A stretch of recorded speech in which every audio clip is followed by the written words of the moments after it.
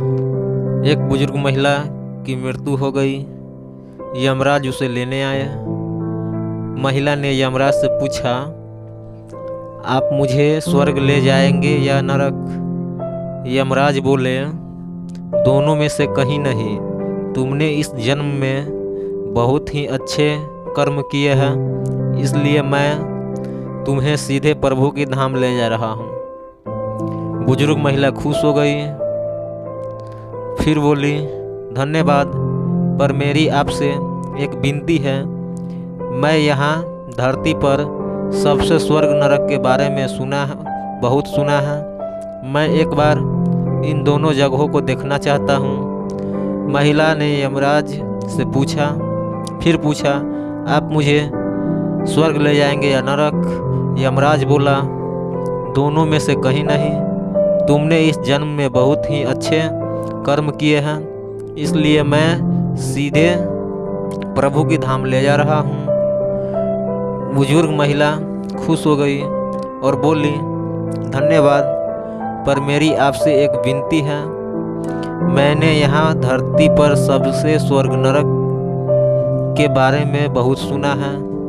मैं एक बार इन दोनों जगहों को देखना चाहता हूँ। यमराज बोले, तुम्हारे कर्म अच्छे हैं, इसलिए मैं तुम्हारी यह इच्छा पूरी करता हूँ। चलो हम स्वर्ग और नरक के रास्ते से होते हुए प्रभु के धाम चलेंगे।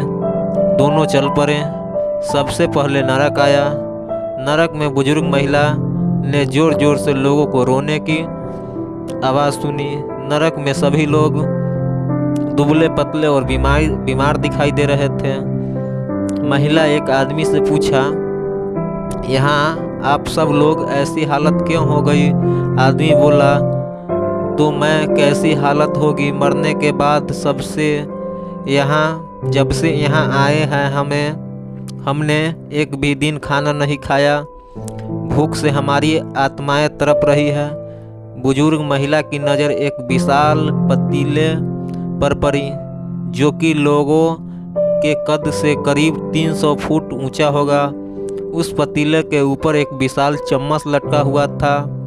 उस पतीले में से बहुत ही शानदार खुशबू आ रही थी। बुजुर्ग महिला ने उस आदमी से पूछा, इस पतीले में क्या है? आदमी मायूस होकर बोला, ये पतीला बहुत ही स्वादिष्ट खीर से हर समय भरा रहता है। बुजुर्ग महिला ने हैरानी से पूछा, इसमें खीर है तो आप लोग पेट भर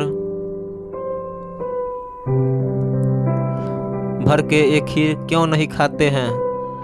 भूख से क्यों तड़प रहे हैं? आदमी रो रो कर बोलने लगा, कैसे खाए? ये पतीला 300 फीट ऊंचा है।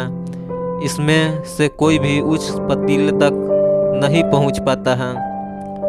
बुजुर्ग महिला ने उस पर तरस आ गया। सोचने लगी, बेचारे खीर का पतीला होते हुए भी भूख से बेहाल हैं। शायद ईश्वर ने इन्हें यही दंड दिया होगा। यमराज बुजुर्ग महिला से बोले, चलो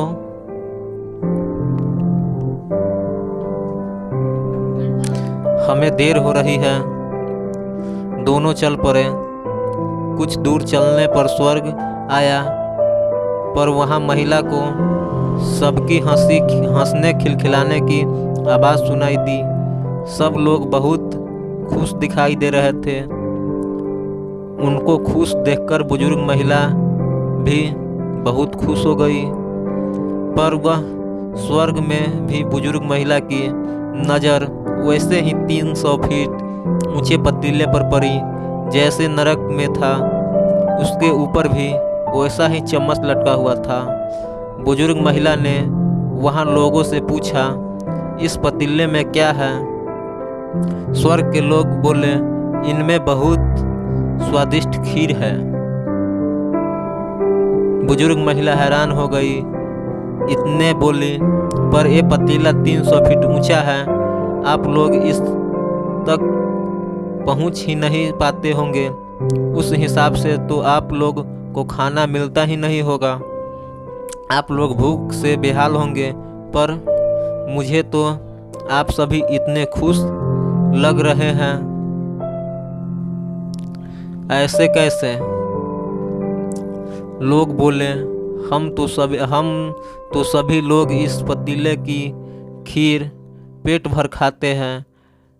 बोली, पर कैसे? पतीला तो ऊंचा है। लोग बोले, तो क्या होगा, पतीला ऊंचा है, यहाँ पर कितने सारे पेड़ हैं। ईश्वर ने इस पेड़ पौधे, नदी, झरने हम मनुष्य के उपयोग के लिए बनाए हैं। हमने इस पेड़ों की लकड़ी ली, उसको काट कर फिर एक लकड़िया के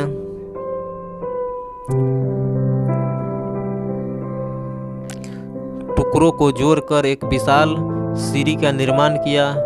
इस लकड़ी की सीढ़ी के सहारे हम पतीले तक पहुंचते हैं और सब मिलकर खीर का आनंद लेते हैं। बुजुर्ग महिला यमराज की तरफ देखने लगी।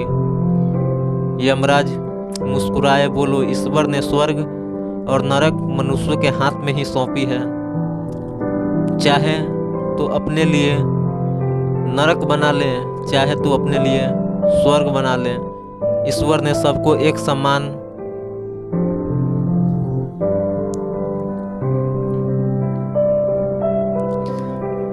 उसका सभी बच्चे एक समान हैं, वो किसी से भी भेदभाव नहीं करते।